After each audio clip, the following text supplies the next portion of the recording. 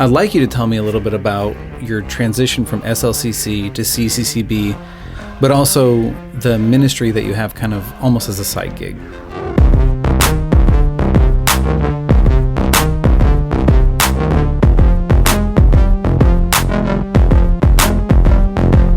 People followed me out to this cross, and so I'm confessing things that, there's, normal high school camp stuff. There was a few girls that I was like, they're cute. Maybe I want to try pursuing it. I sure don't want them to know these I don't want them to things. know this. And so I turn around, and there's all these campers, and they're just like, everyone start confessing your sins.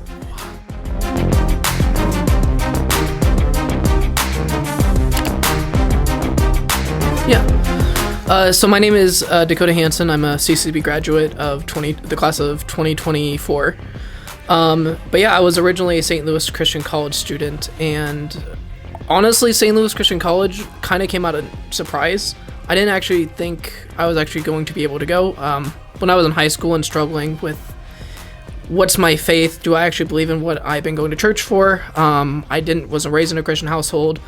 My household was very chaotic, so there wasn't a lot of order and not a lot of direction. And so in February, my pastor at the church I was going to at the time took me to visit St. Louis, and I was like, I think if I'm going to really solidify my faith, I need to have a greater understanding of what I'm actually getting into. So I was like, 1 year of going to St. Louis would be good. But the problem is because I spent so much of my high school year in kind of rebellion. Like, I didn't do anything like a lot of people would do, like drugs necessarily, drinking. Like, I struggle with things as everyone else does, but I wasn't very acting outish, besides from a few things here and there. So I didn't have the grades to get in necessarily. They were running like a 2.5 GPA, which I didn't even have. I had like a 2.1. I really struggled in high school. I didn't have the financial means to do it, and I had no family support really at the beginning. So I got my acceptance letter in March. I applied, and they were just like, well, you just need to pass with an 18 on your ACT and you'll be fine. I got to take my ACT test, and halfway through it, I was like, I don't know any of this. So I just started filling in answers, and I got a 12. So I was like, well, college is out of the question, so this is a hopeless endeavor. But then my youth minister sat me down, and he said, do you want to really do this? And I said, yes. Like, I really want to, if I'm going to do this, I got to have at least some Bible background if I'm going to escape the life I was living.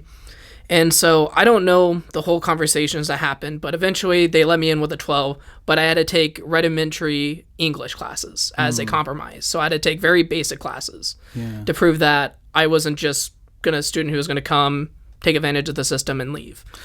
So let me pause you real quick, because you were saying that you didn't really grow up in a family that encouraged your faith. Yeah.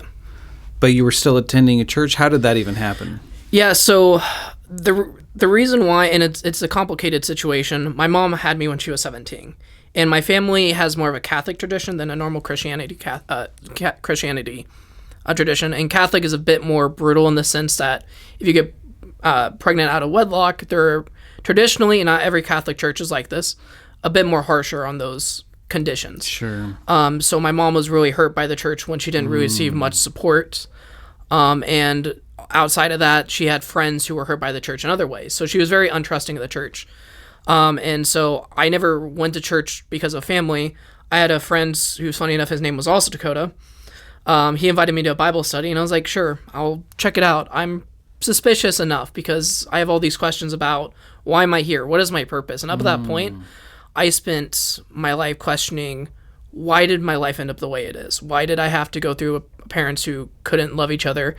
It was at that point, it was like 12 years since I seen my dad. And I had questions like, how could a God even let this happen?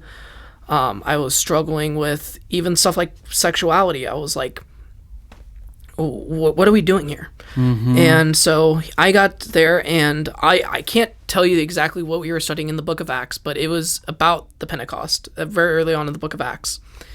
And they were just talking about this Holy Spirit. I'm like, well, now there's a Holy Spirit. Like, what happened to God? Like, how does this fit in there? And so it got my curiosity. So I was like, well, now I got to come back because I'm getting more questions than answers. So I started coming back, and I got involved with the youth group. And there was a weird transition in my life where I was like, I got to fully commit to this youth group. If I'm going to truly get into this, I got to fully commit to it. How old are you at this point? I was 16 at this point. Okay. I recognized that I had two paths going down. I'm right at the same age as my mother before she went down the path she did. Yeah. And so I'm like, I can either follow in the same footsteps, or I can maybe take a leap and maybe something good can come out of this. Maybe I could recognize that I don't have to follow in the same footsteps as everyone who's telling me. And I had a lot of voices in my head. My mother was telling me, go in the Air Force. My grandfather was telling me, go in the Air Force. My grandmother, bless her heart, she didn't really know what to tell me. I was kind of a struggling kid, and she goes, you just do whatever you want, sweetheart, and we'll support you. I'm like, that's not the answer I was looking for. My school, on the other hand, was very like, this kid has no future. He's getting like D's and C's on a good day. And so I was just like, I got to figure something out, because I know for me, I did not want to end up working at McDonald's my whole life. I have great support. I have great, from working at McDonald's when I was 16, I have nothing but great respect for people who do that as a full-time job. It's a very rough thing to do, working minimum wage for the rest of your life. But I knew that wasn't for me. I knew I wanted something more than what life had to offer. And so I chose to take a leap of faith. And I started kind of getting some of these questions answered. But I wasn't fully committed. There was still a part of me that was wanting to hold on to what I knew, which was, it sounds weird, but there was a bit of comfort in this order, because it was the only thing I knew. Familiarity. Familiarity. And so as I was graduating, my family basically said that, with respect to their perspectives on this, because I can understand it, they were seeing me throw away something that was the Air Force, because I did have an interest in it. I scored decently on my, I can't remember what the exact test was. I scored decently, and I could have gotten a decent job, and it was something I was interested in. But I was willing to kind of throw that away to go chase what they thought was a meaningless career, because ministry isn't like a high-paying part. So you experienced there's something unique with this church thing. Mm-hmm. I need to find out more about it. So you managed to get into SLCC, which is St. Louis Christian College. Mm-hmm. At that point, you said you just were going to go for a year. Yeah. Is the idea that you're going to end up in ministry, or how does that initially happen? I had a great interest in what my youth minister did as a full-time job. I thought it was the most wild thing someone could do with their life. Basically, I had a unique relationship with my youth minister in the sense that I think he saw something in me that was real and genuine, because a lot of students, and it's a sad reality we live in, a lot of students and even adults who go to church aren't fully in it. They're there for some other reason, and a lot of time it's genuine, like they like going to church, it's part of the rhythm. But for him, and what I've talked about with him and what I've grown later, is that there was something about me that was different than a lot of the students. So he kind of took a chance on me, and I got to see a bit more behind the scenes than other students would. And I was like, this has to be like one of the coolest jobs out there.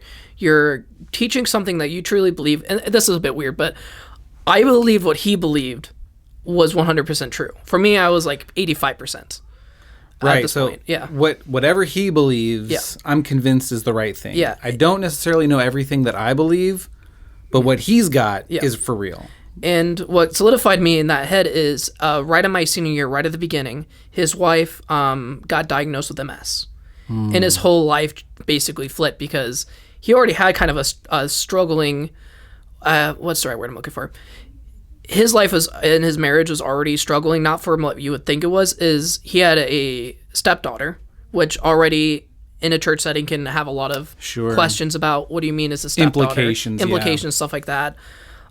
His son had severe autism. So there's a lot of things that when you have a child who has severe autism, that there's a lot of struggles. And now his wife at any moment could die. Like there were several times that year where he was like, she might die. But how he handled it and the peace he had, knowing that God was in control, was something that like I never saw before. And so I was like, what he believes in is basically driving him, and it's letting him still connect with students and speak things that it's the best way I can describe it is what he was saying made sense in a way that doesn't make sense. And in probably a season, and I've seen this loads of times, where there are plenty of churches who have the answers, but they don't actually satisfy that curiosity and that longing. Yeah. And so he really convinced me to really take SLC seriously. Yeah. And so in my head, I was still like, I'll give it a year, but I didn't know I wanted to do something with youth ministry as he did. And I was like, if I'm going to do something in my life that's meaningful, this is the only way I knew how. Yeah. But there was a problem with my family still wasn't fully on board. I didn't know how financially I was going to be able to do it. And then also because my family was, as time gone on, was more and more increasingly like, you're going to be basically on your own. I was like, how am I even going to get there? Like, and my youth minister was like, no worry, we'll drive you to school if we have to. It was at church camp, my first ever year at church camp I got to go to. I can't tell you what the sermon, I have a tradition of not remembering sermons, but I remember them being very impactful. It was a Thursday night, it was storming. And like, when I say storming, like storming, raining, and we're in a chapel that's not like, there's no walls. So you were just in nature as it is. Yeah. And I remember thinking that, I was like, okay, if I'm going to go to St. Louis, I got to give 100%. I'm going to just confess everything to Jesus and say, hey, I want to do this, but like X, Y, and Z need to be figured out before I can take this. And so I'm going to do something for you, Jesus, because you're always saying, come to us with everything. I'm going to give you everything. And so there was a like nice little cross, like kind of outside the chapel. And so I like snuck what I thought was sneaking away. I kind of just walked backwards and went out to it. And like in the storm, I was just like, all right, Jesus, here's everything. And so I'm admitting sins that I never told anyone, like self-harm sins, thoughts about drugs, pornography, all these different things.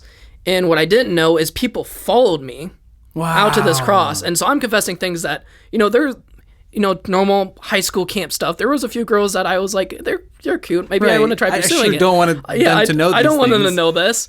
And so I turn around and there's all these campers and they're just like, everyone start confessing your sins. Wow. And I was just like, okay. And keep in mind, there's a storm happening right now. So we're all being soaked. There's lightning. There's possible of tornado. And it was the most wild experience I ever had. And I'm like, okay. So this turned out to be a good thing. Me confessing sins, and what Jesus said was true, is confessing sins to Jesus heals. It makes you feel cleaner because Jesus took the sin and he died with it. So I literally just buried my sin at a literal cross where Jesus was and watched other students do it. And it was magnificent. And then camp ended, like the next day. I get home. The next Sunday, the elders of the church pull me aside and they said, for your first year, we're going to pay completely. They paid 100%. Wow. My church. And the only problem that was somewhat left was my family. And what I found was interesting is it wasn't a quick fix. It took them about 2.5 years to see that I was serious about this. Like, this wasn't just me joining a cult or just joining something because I needed fulfillment. This was a life-changing thing for me. And so that second prayer of my family kind of not being against it just took a lot longer to get there. But now I'm seeing the fruits of that.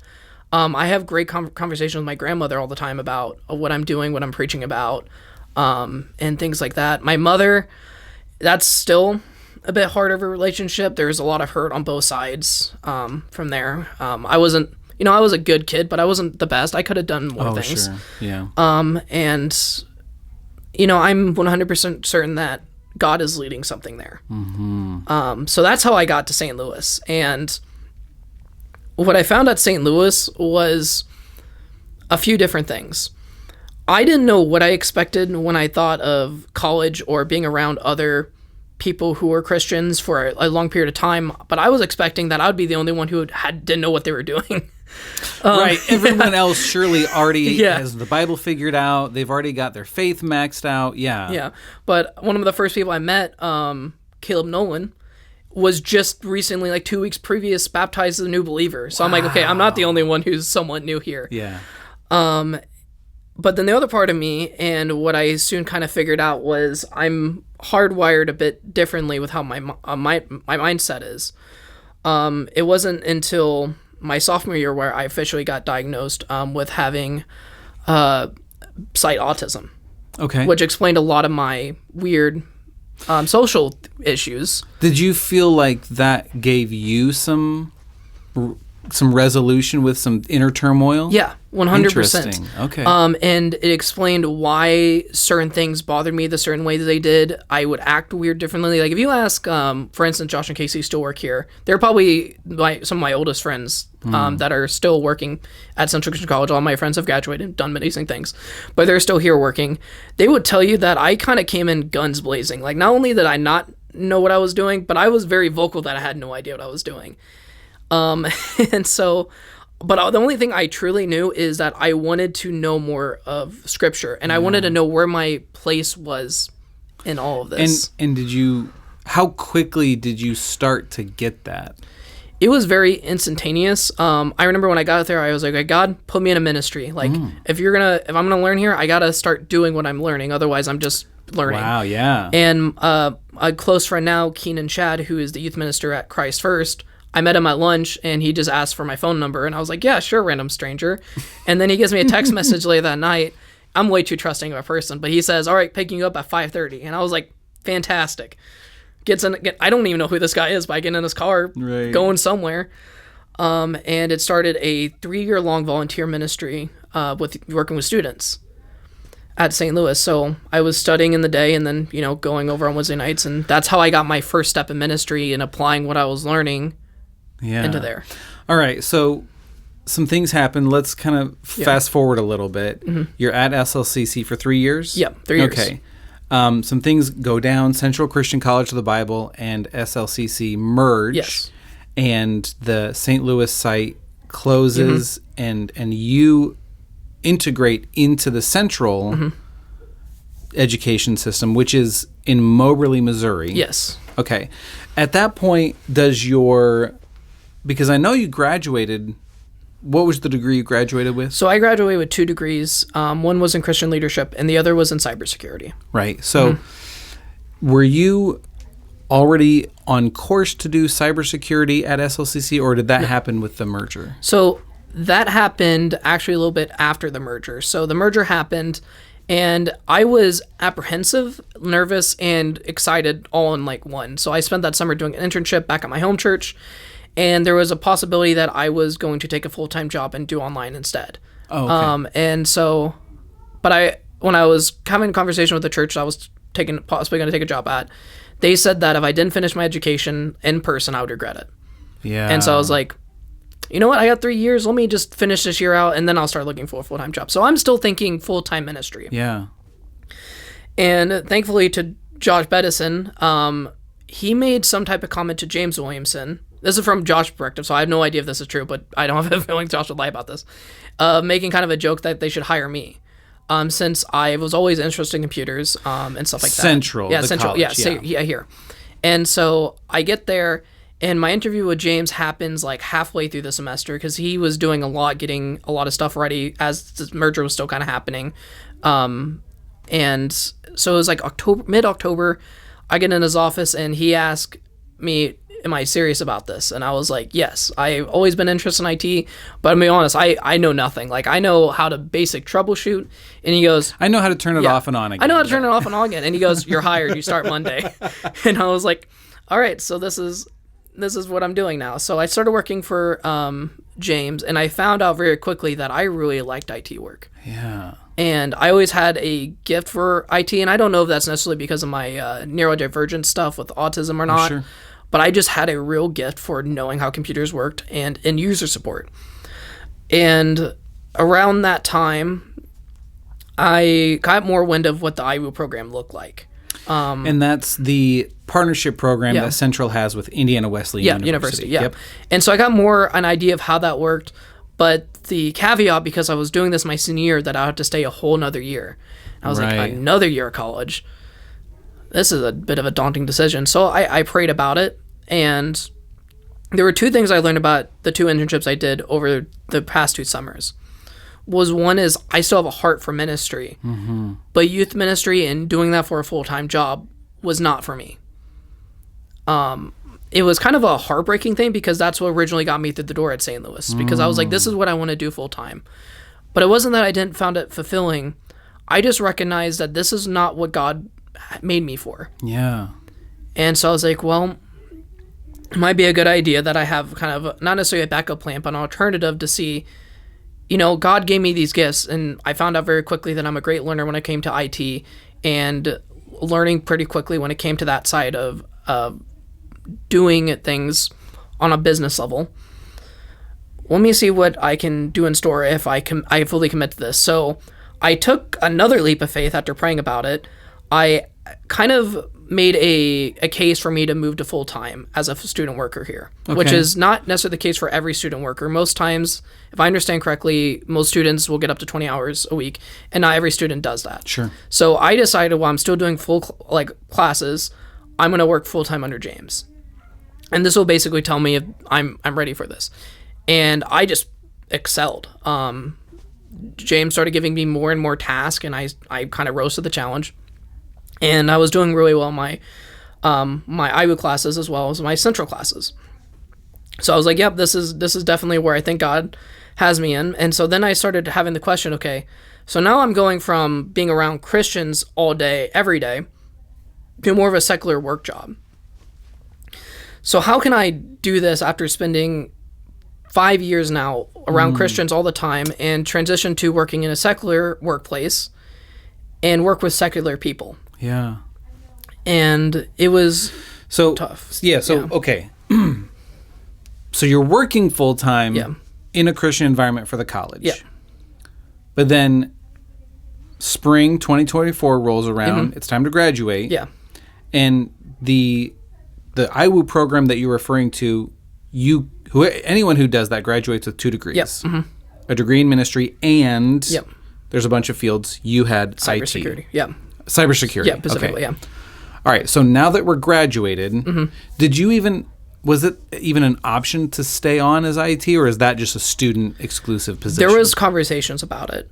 But there's two different things about that. One was a justification for me to actually be hired on full time, past a student worker thing. Because basically, if that was the case, then there would be no student worker position anymore. It would just be me, and I would primarily just be help desk.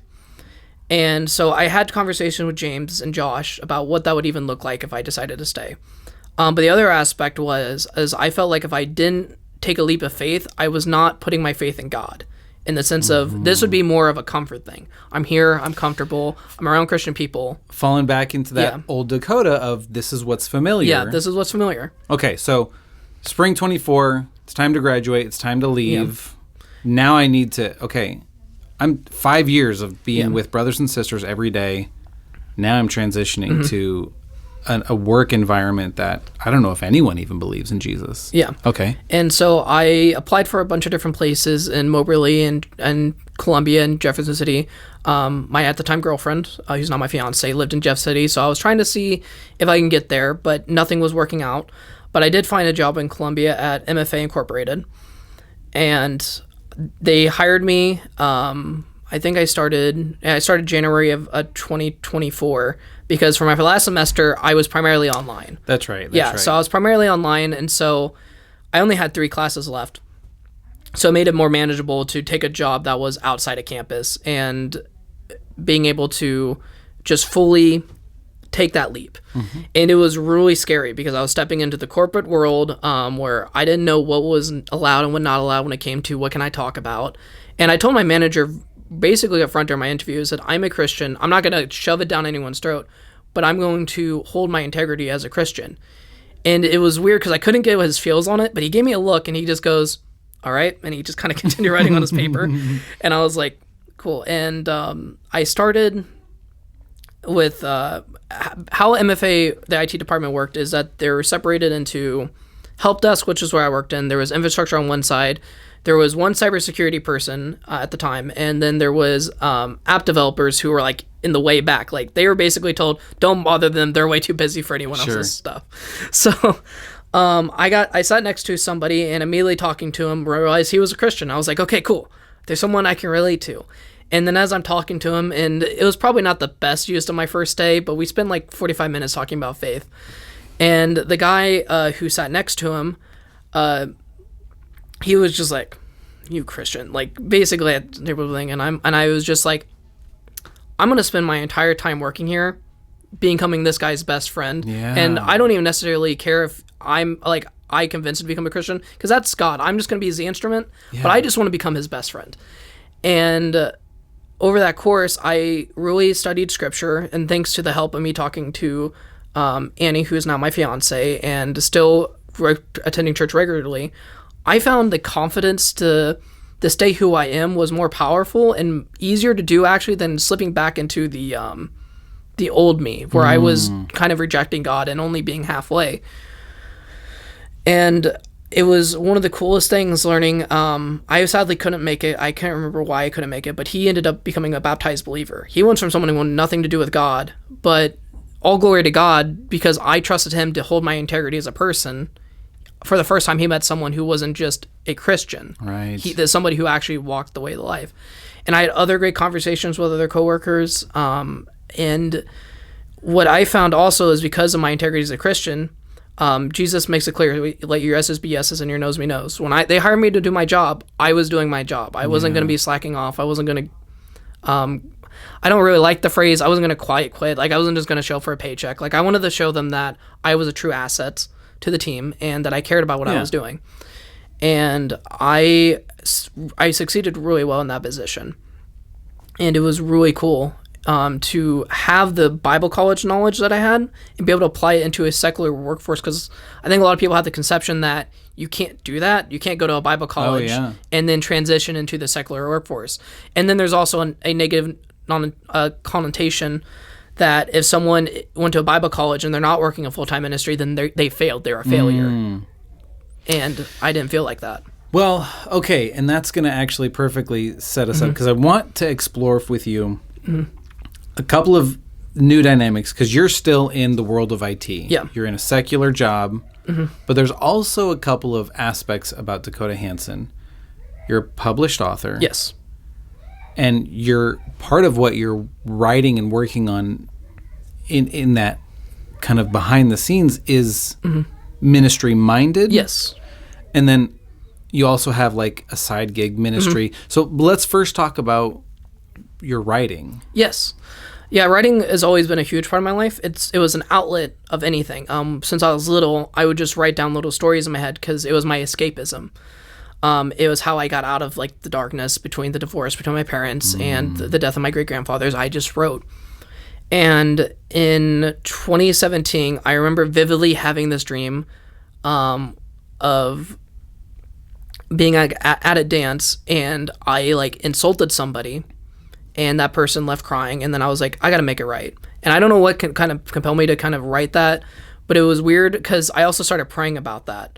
I was just like, why am I praying? And my first book more or less came out of a place of repentance. And what does it mean to be somebody who is so full of guilt and so full of anger and pride, even to fully surrender that in a you know, it's my own writing, so I'm obviously biased, but in a story about someone who is just so full of that, but finds a way to forgive themselves and not go down the same path as before, of just continuing that anger and that sadness and that guilt. Okay, so this is just because what you said was a person who goes to a Bible college, if they're not in full-time ministry, can be looked at as a failure. Yeah. You don't have a degree in writing, but you're passionate about storytelling. It's an internal mechanism, but it's also this encouraging thing that you provide for others. And I think what's actually really interesting, what you just said, is you're trying to convey this truth. You're trying to teach about this truth, but you're actually doing it through narrative, right? You're not doing it through like an instructional 12-step program. It's actually through narrative storytelling. Yeah, and I did a lot of surveying for people who read my book, and it also was a blessing because it by no means am I like I'm going to end up on a bestseller list, but I had readers from Mexico, Canada, even Japan. Japan weirdly became like my second best audience. I don't even know anyone in Japan, but I got some emails from people because if you look at my book, there's an easy way to get a hold of me, and a lot of people resonated with. There's a character named him in the book, and it was weird because I was really hesitant. I'm really hesitant anytime I speak on behalf of a woman. Even in writing, it's something I'm very hesitant about because I'm not a woman. I won't ever know what it's like to be a woman or any of those struggles. But her character kind of backstory was someone who family abandoned them, and every male figure in her life abused her in one way or the other. And I think for people reading a book that's heavily about two characters who have gone through so much and both able to find redemption through Jesus was something really compelling.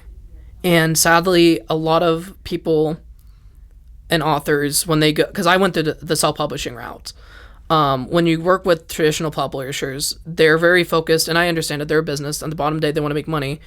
Sadly, Christian media is in a point where it's still not a money maker in the sense of how people who want to invest in it and make a lot of money will invest in it. Yeah. And so while there are amazing Christian books are published by amazing Christian publishers, a lot of those more 12-step programs of how to do this. Or there are stories that are too theological. And what I mean by that is, the Left Behind books. They focus a lot on the end times and stuff like that. Sure. And I really wanted to tell a story of what it meant to be a teenager, something that I related to a lot, and what other people can definitely relate to in life. I just wanted to write a story that at the end of it had the hope of Jesus in it. And in addition to your writing, you also have this like side gig ministry. Yes. That, I mean, at work, your attention is on Jesus. In your writing, your attention is on Jesus. And those are all kind of like peripheral. But then you have this deliberate ministry that isn't your full-time job, but it's something that you proactively do to encourage, equip, and build up the church. Yes. Tell me about that. Yeah, so this started when I just started at Central. How I got into web development primarily was through Josh. They were currently in the process of rebuilding the Central's website. And I got to be a part of it, and I wasn't like fully hands-on, but I helped with more of the editing stuff. I helped pretty up the website. And at the same time, I just started taking web development course through Indiana Wesleyan University, and I fell in love with it. I love the idea of designing websites, making them all look different, and figuring out how do I word this? What keeps people interest when they're looking at a website? Because primarily in this day and age, we're very digital. Everything is kind of people say first impressions matter. That matters even more for like businesses who have websites. If you go to a website and you can't figure out where you're going, you're never going to want to visit that website again. You're not going to do business with that business again.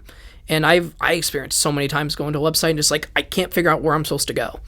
And so I vowed if I was ever going to be a web developer, I'm going to make it super easy and convenient for people to use. And so then at the same time, I was also supply preaching at a lot of small local churches that sadly are very much struggling, that are, in the next 20 years when their members pass away, they're going to close. But there's also a lot of churches that are being born. I think we're in a really interesting time in history where a lot of people are seeking the truth, and it's easier than ever to get information. And a lot of that, sadly, is false information. Yeah. But a lot of great teachings are making their way to the online world. And a lot of churches that have found great success, for instance, the church that I started going to in Jefferson City, Capital City Christian Church, has had a very big explosion of new members. And the primary reason for that is because they focused on the digital aspect of most people. I think it's like 86% of people will visit church after visiting online, a website. Right. And if you don't have a website, that's 80% chance of somebody not showing up. And for me, I think that's a bit too high. I'm very focused on, I want everyone to seek out the truth in Jesus. And a lot of ways, it's just the reality is people will do that online before they actually go in person and commit to something. But a lot of church websites were very basic, very bland, and very kind of hard to navigate or get information from. And a lot of those people aren't necessarily most knowledgeable in how to make a website appealing or what's the best way to make your website easier to search through using stuff like SEO. And I was like, I think there's something here that can be done that hasn't been done before. And I've done web development stuff at that point. I was helping with the school. I was helping with a friend's business, making a website for him that I was under a contract to do. And I even made my own website for my own portfolio. So I have a website where you can go download my resume and see what things I can do. And I did that for a job purpose. I also have a website for my publishing. And I was like, well, let me see if I can truly help out. And so there's a church in Houston, Missouri, that is led by a pastor, Joe Friend. And I have a great relationship with him. I've known him since I started Bible college. And they didn't have a website. They had a Facebook page. And I just said, hey, I'm willing for 1 year, just doing completely for free. I'll host everything. I'll make up all the payments. Let me just make you guys a website. That way people can easily find where you guys are at, find previous sermons, know who the pastor is, know who the elders are. Yep. And it has an easy way just to say, hey, I'm new in town. Can I get lunch with you and kind of figure more about this church? He was all down for it. And it took about maybe a month and a half of development since I had to build it completely from scratch. But immediately upon publishing it, I got text messages from him saying people were finding the website and coming to church. They didn't have like a huge resurgence or anything of that nature, but what he found was people were more able to figure out that there was a church here. Yeah. Like I said, it's weird. Facebook is so big, but people are more preferring to go to a website than a Facebook page. Sure.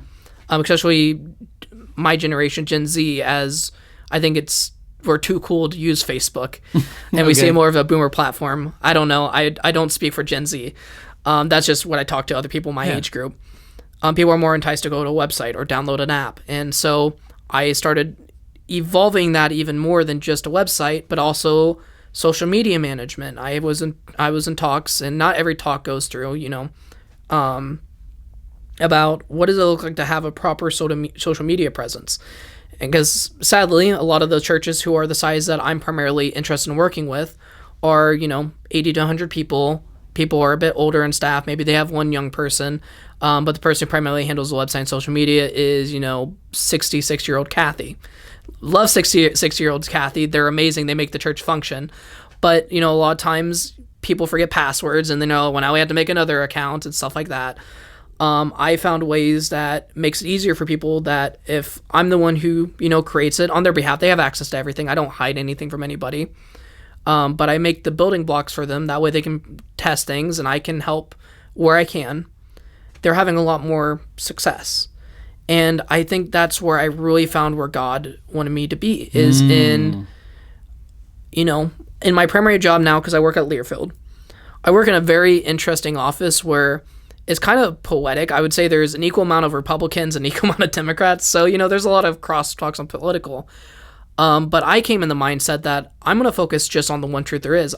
Sure, there might be good things on the Republican Party and the good things on the Democrat. And there's things that I'm amazed, because I work with a lot of Democratic people now, that, I learned things and it's cool. But I was more focused on how can I pervade the truth through my integrity of working. The truth of Christ. The truth of Christ. Yeah. And there was two ways I did that. One, which was I dominated at what I do. I'm convinced that by the end of my first year working there, I'll have convinced them I worked 100 hours a day, because I don't say no to any. I mean, I do have limits. I'm not going to, sacrifice all my free time to do my job. I need to have that separation. But when I'm at work, I'm at work. I'm helping people. Yeah. I'm learning. I'm not saying, I'm too good for this. And my job's also unique where I'm part of the help desk, but I'm also around the people who are system administrators who have years of experience. So I'm getting to learn under cool people, and they're learning from me. They're learning that I'm a young person has the integrity. And there's one person who I work with who's more on the accountant side of it, who is just a complete atheist, wants nothing to do with God. But I found, because of my integrity and that, I am who I say I am, I put my identity in Jesus, there's a weird respect there. And it's hard to explain, but he knows I'm not going to cave, and he'll bring up, the stereotypical, there's no evidence for Noah's Ark. And just last week we were talking about the importance of the Ark of the Covenant. And I said, well, have you ever thought about if the Ark of the Covenant was so important as you're making it out to be right now, God would have still made us a way to see the Ark of the Covenant? Or do you think the more important thing is about Jesus? And it led to a weird thing where he didn't really know what to say. I didn't really know what to say to continue the conversation, but that's where I'm putting my heart in his work, is being holding my own integrity. And I think that's the most important for any Christian, is no matter what situation you're in, hold your integrity. Because people, and unfortunate, because we're human, you're going to make a mistake. I make mistakes all the time.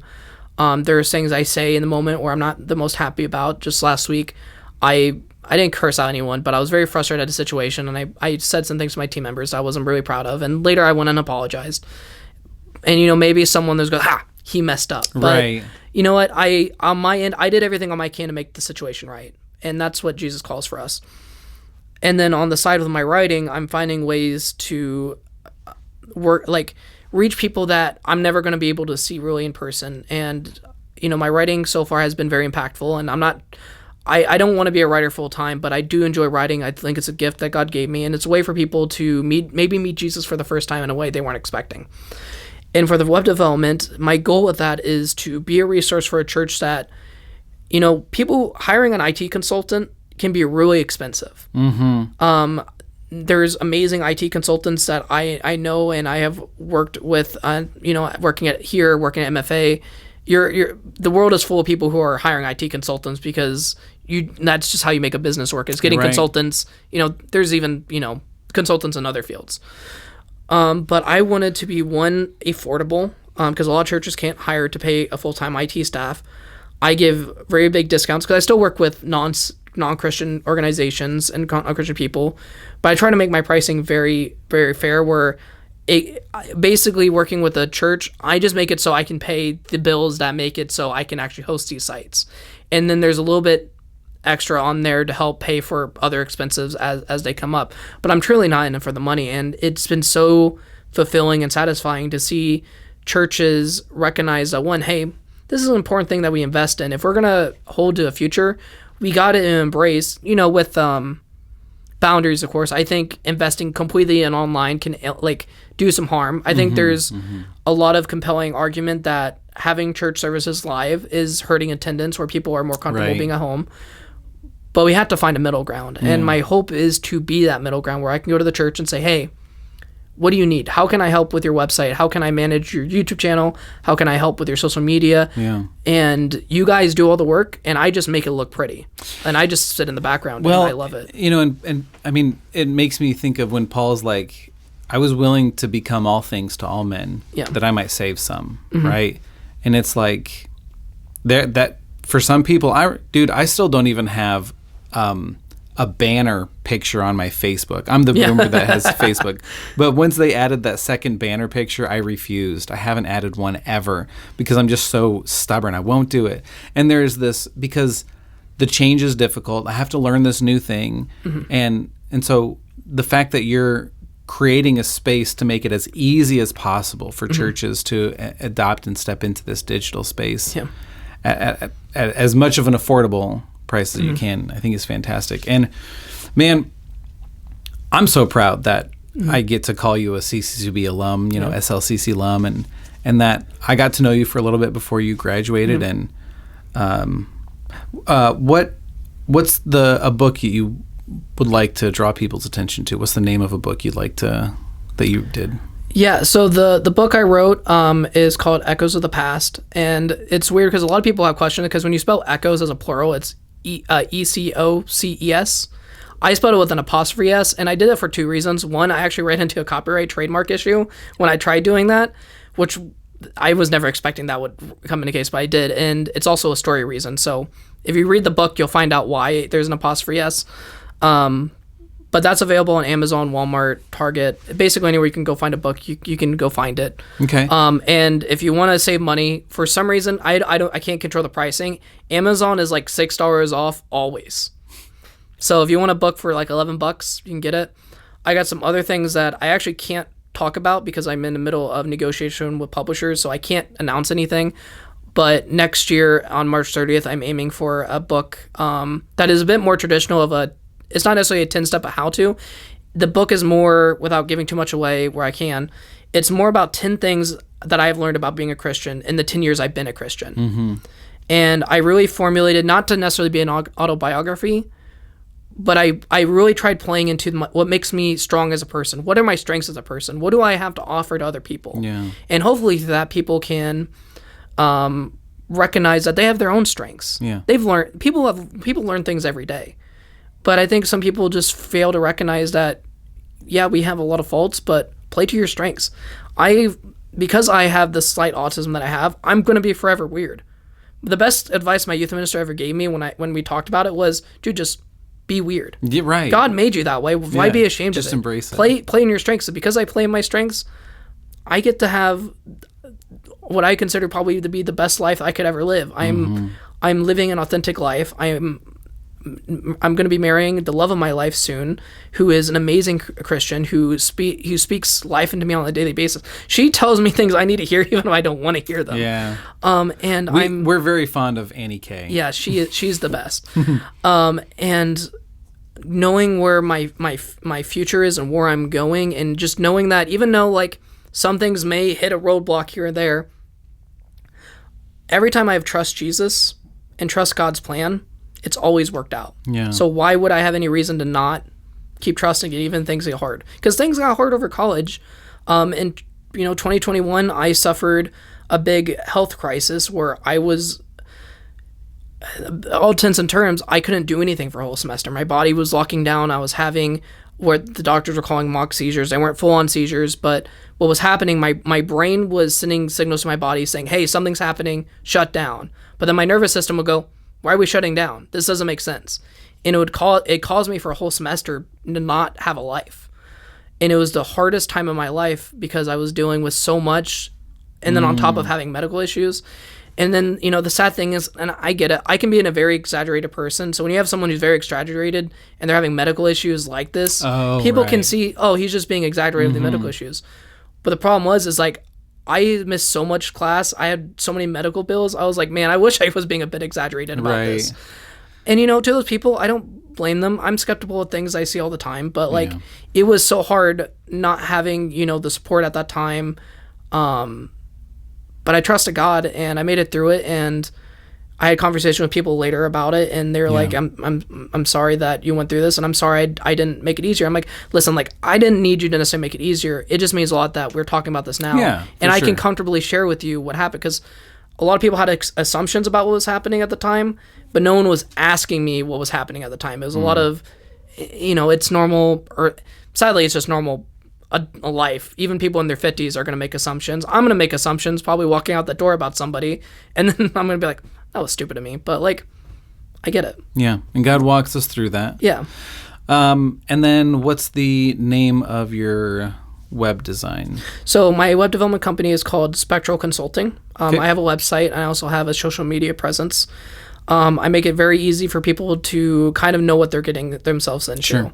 I offer basically free consultation. So if you just want to have a conversation, it's not going to cost you anything. We'll just set up an hour meeting, and I'll just hear what you need, and we'll figure out a best plan to work at it, because everyone's a bit different. Everyone's needs, even churches, all sharing the same message, have different needs. Yeah, for sure. And I just want to be a resource for that.